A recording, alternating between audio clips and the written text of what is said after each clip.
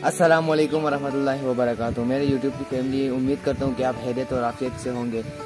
Danger vlogs की तरफ से आज आपको एक नई जगह बताएंगे जहाँ पे दीवान राजा बाबा का कब्र है।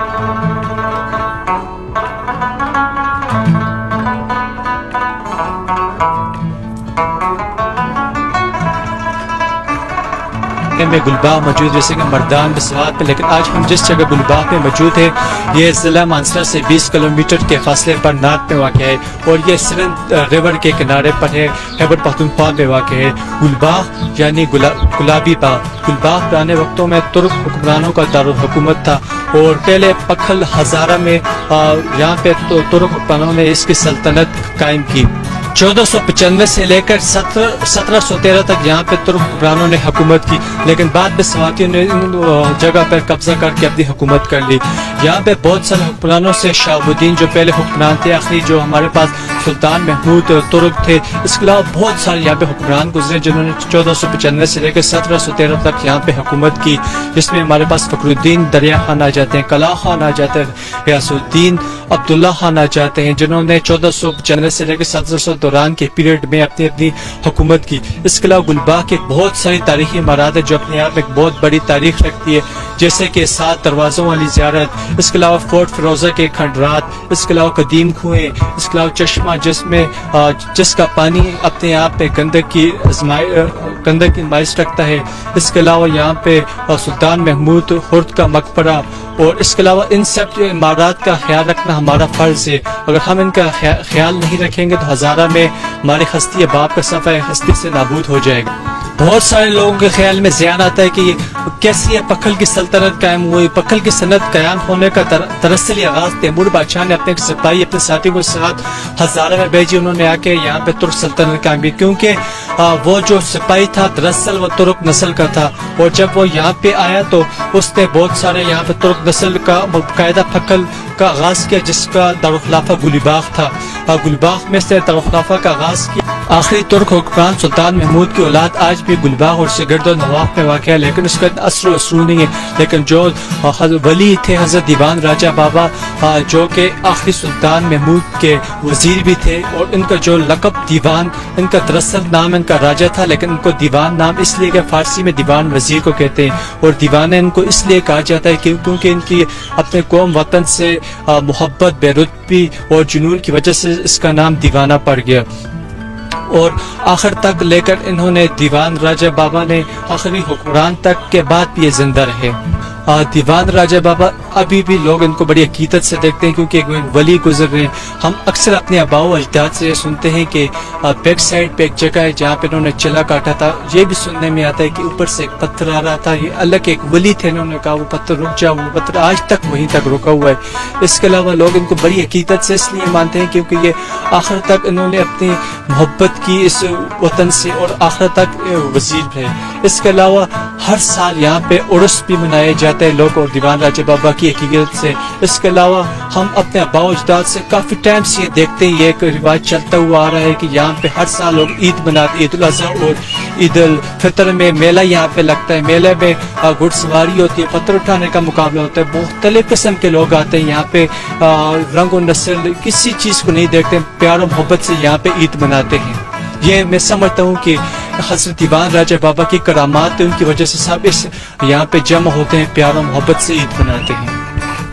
आप जो ये दरबार देख रहे हैं इसे फोर्ट फिरोजा भी कहते हैं। इसको बेसिकली 15वीं सेंचुरी में बिल्ड किया था। मुगल बादशाह जो अकबर के कजन थे मिर्जा बाबर ने, उन्होंने इसको कंस्ट्रक्ट कराया था, बिल्ड किया था। और ऐसी एक आर्किटेक्चर की डिजाइन एक दिल्ली में एक और भी मौजूद है। यहाँ उनको बिल्ड करने का मकसद, उनको यहाँ पे लगाना एंड टच करने का मकसद, वो अक्सर ही इस रास्ते से उनका गुजर होता था। गुलबाग जैसे हाथी मेरा का आपने नाम सुना होगा, जो कि गांधी मंसर में एक और तारीखी जगह है। हाथी मेरा का नाम भी तब पड़ा वहाँ पे जब बादशाह वगैरह आते थे, अकबर लोग, बाबर मिर्जा वहाँ पे अपने हाथी के साथ वहाँ पे स्टे करते, तो इस वजह से वो स्टे इसलिए यहाँ पे करते क्योंकि यहाँ से वो कश्मीर काबुल तक यहाँ से गुजर होना था, और इन शाहरा की सारी हिफाजत भी वही करते थे।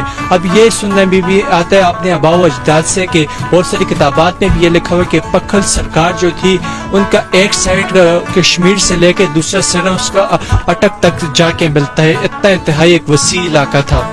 इसके अलावा मैं एक और आर्टिकल देख रहा था, डॉन न्यूज का आर्टिकल था, जिसमें हज़ारा यूनिवर्सिटी का आर्किटेक्चर डिपार्टमेंट के सीनियर सफ्तर सर इस साइट पे आए थे अपने आर्टिकल्चर स्टूडेंट के साथ, क्योंकि इस जगह पे बहुत सारे विजिटर लोग आते हैं, आर्टिकल्चर के स्टूडेंट आते हैं डिफरेंट सिटी से, डिफरेंट प्रोविंस से।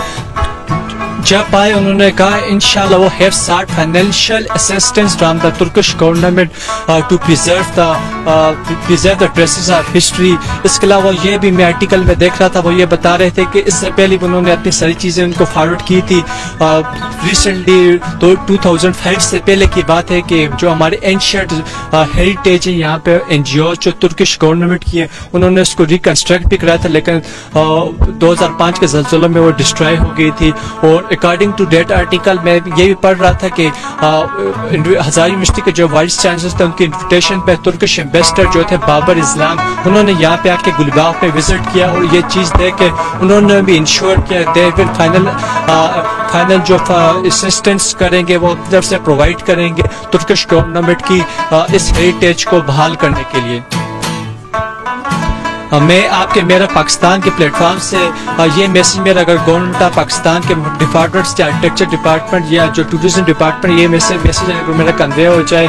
मैं समझता हूँ पाकिस्तान एक ऐसा लैंड है, पाकिस्तान से land with so many natural beauty places and many historical places and Gulbagh valley is one of them but deprived from the basic facilities of life।